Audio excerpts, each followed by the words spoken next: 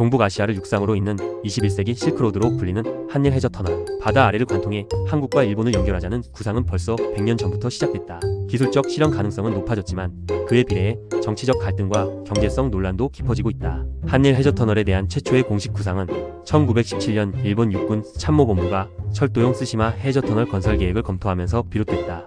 이후 1940년에는 일본 철도성이 대동아 종단철도 구상의 일환으로 카라츠 이키섬 대마도 부산 또는 거제도를 잇는 두 가지 노선을 제시했다. 2차 세계대전과 일본 패전으로 계획은 수면 아래로 가라앉았지만 1983년 일본에서는 이란 터널 연구회가 발족되며 논의가 재개됐다.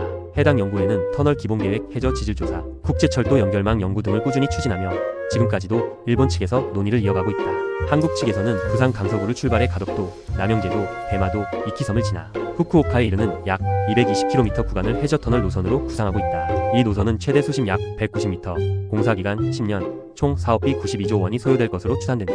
반면 일본의 이란 터널 연구회는 카라치를 기점으로 이키섬, 대마도, 거제도를 거쳐 가덕도에 이르는 약 280km 노선을 제시하고 있다. 이 경우 최대 수심은 160m로 더 얕지만 건설 기간은 15에서 20년에 이르고 예산도 약 100조 원에 달한다는 분석이다.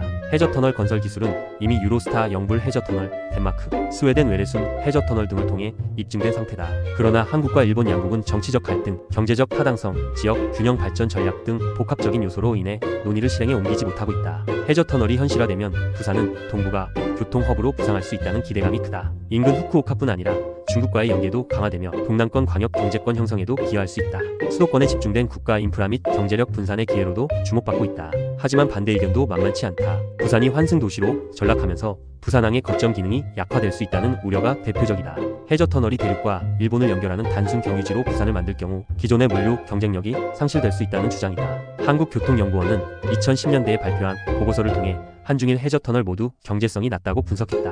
당시 국토교통부 관계자는 100조 원에 가까운 건설 비용 대비 편익이 충분하지 않다며 비용 편익비가 타당성 기준인 1.0에 훨씬 못 미친 0.8 수준이라고 밝혔다. 정치권에서도 한일 해저터널은 대선 시즌마다 간헐적으로 거론되어 왔다. 노태우, 김영삼, 김대중, 노무현, 이명박 등 여러 정권에서 공약 또는 지역개발 전략으로 언급했지만 정작 구체적인 진전은 없었다. 외교 관계에 민감하게 얽힌 문제이기 때문이다. 특히 최근 몇 년간 한일 갈등이 고조되면서 양국 간 공동 인프라 구축은 정치적으로 부담스러운 과제가 됐다. 해저터널이 한일 경제 통합의 상징이 될 수 있다는 점에서 국내 여론 역시 쉽게 합의되지 않고 있다. 한일 해저터널 건설은 기술적으로 가능하지만 경제성 검증, 외교적 신뢰 회복, 지역 균형 발전 전략 등 다층적인 과제를 안고 있다. 부산이 동북아 경제 중심으로 부상할 수 있는 기회가 될 수도 있지만 사업 추진을 위한 공감대 형성과 현실적인 타당성 확보가 선행되어야 한다. 동북아 미래를 좌우할 초대형 프로젝트가 될 것인지 또 하나의 표류하는 국책 사업이 될 것인지는 앞으로의 논의에 달려 있다.